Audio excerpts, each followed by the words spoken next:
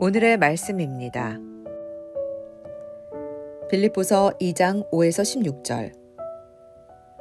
너희 안에 이 마음을 품으라. 곧 그리스도 예수의 마음이니. 그는 근본 하나님의 본체시나 하나님과 동등됨을 취할 것으로 여기지 아니하시고 오히려 자기를 비워 종의 형체를 가지사 사람들과 같이 되셨고 사람의 모양으로 나타나사 자기를 낮추시고 죽기까지 복종하셨으니 곧 십자가에 죽으심이라. 이러므로 하나님이 그를 지극히 높여 모든 이름 위에 뛰어난 이름을 주사 하늘에 있는 자들과 땅에 있는 자들과 땅 아래에 있는 자들로 모든 무릎을 예수의 이름에 꿇게 하시고 모든 입으로 예수 그리스도를 주라 시인하여 하나님 아버지께 영광을 돌리게 하셨느니라. 그러므로 나의 사랑하는 자들아, 너희가 나 있을 때뿐 아니라 더욱 지금 나 없을 때에도 항상 복종하여 두렵고 떨림으로 너희 구원을 이루라. 너희 안에서 행하시는 이는 하나님이시니 자기의 기쁘신 뜻을 위하여 너희에게 소원을 두고 행하게 하시나니 모든 일을 원망과 시비가 없이 하라. 이는 너희가 흠이 없고 순전하여 어그러지고 거스르는 세대 가운데서 하나님의 흠없는 자녀로 세상에서 그들 가운데 빛들로 나타내며 생명의 말씀을 밝혀 나의 다름질이 헛되지 아니하고 수고도 헛되지 아니하므로 그리스도의 날에 내가 자랑할 것이 있게 하려 함이라. 빌립보서 2장 5에서 16절. 너희 안에 이 마음을 품으라. 곧 그리스도 예수의 마음이니. 그는 근본 하나님의 본체시나 하나님과 동등됨을 취할 것으로 여기지 아니하시고 오히려 자기를 비워 종의 형체를 가지사 사람들과 같이 되셨고 사람의 모양으로 나타나사 자기를 낮추시고 죽기까지 복종하셨으니 곧 십자가에 죽으심이라. 이러므로 하나님이 그를 지극히 높여 모든 이름 위에 뛰어난 이름을 주사 하늘에 있는 자들과 땅에 있는 자들과 땅 아래에 있는 자들로 모든 무릎을 예수의 이름에 꿇게 하시고 모든 입으로 예수 그리스도를 주라 시인하여 하나님 아버지께 영광을 돌리게 하셨느니라. 그러므로 나의 사랑하는 자들아, 너희가 나 있을 때뿐 아니라 더욱 지금 나 없을 때에도 항상 복종하여 두렵고 떨림으로 너희 구원을 이루라. 너희 안에서 행하시는 이는 하나님이시니 자기의 기쁘신 뜻을 위하여 너희에게 소원을 두고 행하게 하시나니 모든 일을 원망과 시비가 없이 하라. 이는 너희가 흠이 없고 순전하여 어그러지고 거스르는 세대 가운데서 하나님의 흠없는 자녀로 세상에서 그들 가운데 빛들로 나타내며 생명의 말씀을 밝혀 나의 다름질이 헛되지 아니하고 수고도 헛되지 아니하므로 그리스도의 날에 내가 자랑할 것이 있게 하려 함이라. 손으로 말씀을 기록해 보세요.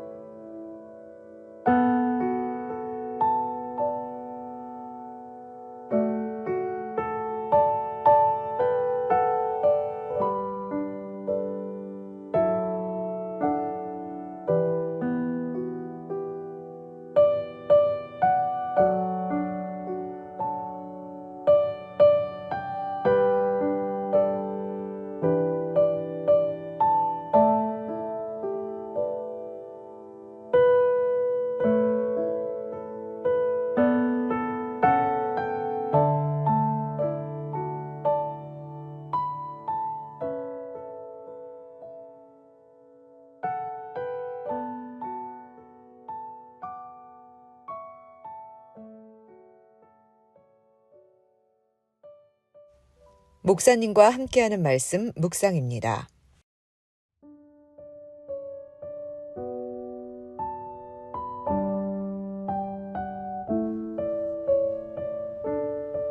사랑하는 위드 가족 여러분, 오늘 우리는 성금요일을 보내고 있습니다.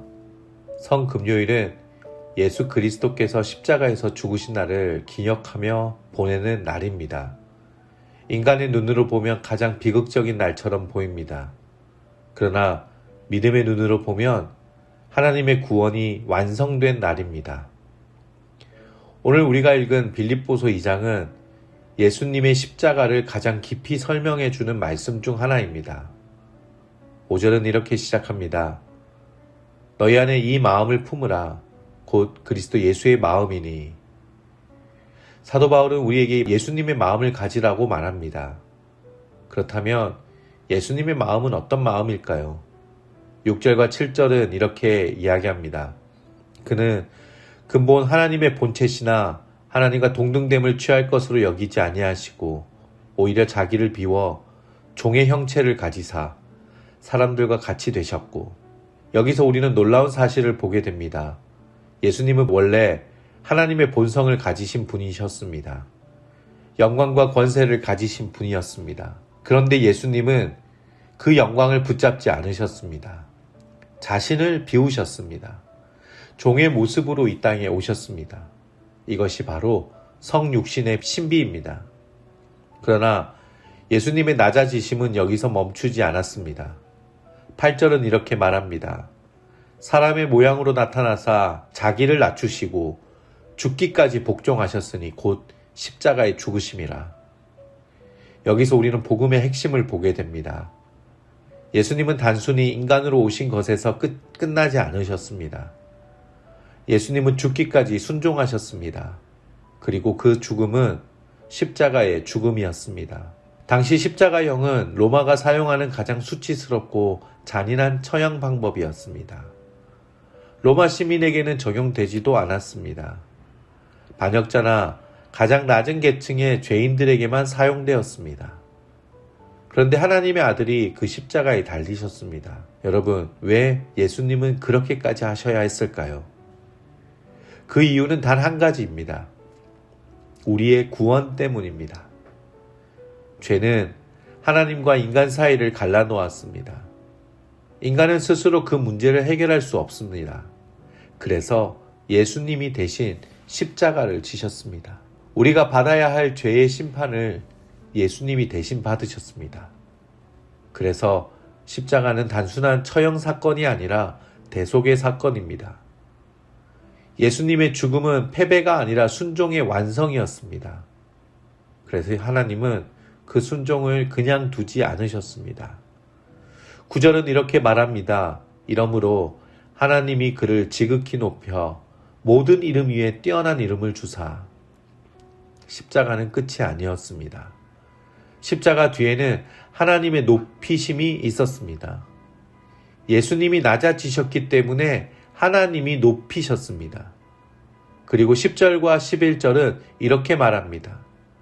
하늘에 있는 자들과 땅에 있는 자들과 땅 아래에 있는 자들로 모든 무릎을 예수의 이름에 꿇게 하시고 모든 입으로 예수 그리스도를 주라 시인하여 하나님 아버지께 영광을 돌리게 하셨느니라. 십자가에서 죽으신 예수님은 이제 만왕의 왕이 되셨습니다.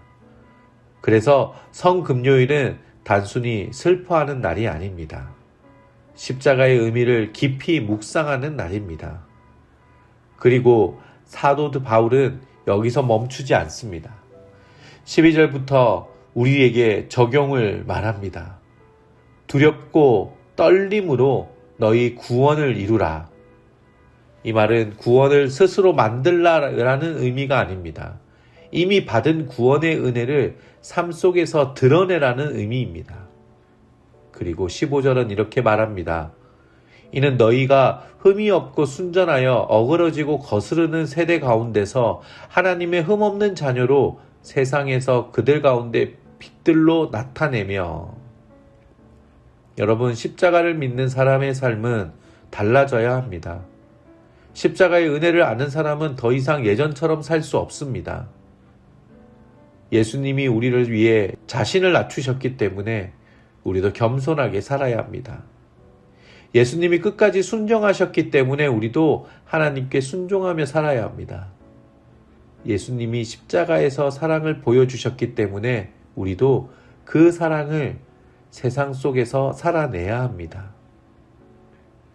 사랑하는 성도 여러분, 오늘 성금요일에 우리는 다시 십자가 앞에 서 있습니다. 십자가는 우리에게 질문합니다. 나는 너를 위해 죽었다. 너는 나를 위해 어떻게 살겠느냐? 이 질문 앞에서 우리의 삶을 되돌아보는 시간이 되길 바랍니다. 그리고 십자가의 사랑을 기억하며 주님을 따르는 삶을 다시 결단하는 우리 모두가 되기를 주님의 이름으로 축복합니다. 함께 기도하겠습니다. 사랑의 하나님 아버지, 우리를 위해 십자가에 죽기까지 순종하신 예수님의 사랑을 기억하게 하시니 감사합니다. 죄 없으신 주님께서 우리의 죄를 대신 지시고 십자가에서 죽으셨음을 마음 깊이 새기게 하옵소서. 주님, 우리가 그 십자가의 은혜를 잊고 살아갈 때가 많았음을 고백합니다.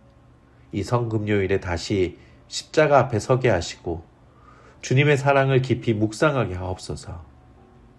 예수님의 겸손과 순종을 본받아 우리의 삶도 주님께 순종하는 삶이 되게 하시고 세상 속에서 빛으로 살아가게 하옵소서. 우리를 위해 십자가에서 죽으시고 구원의 길을 여신 예수 그리스도의 이름으로 기도합니다. 아멘.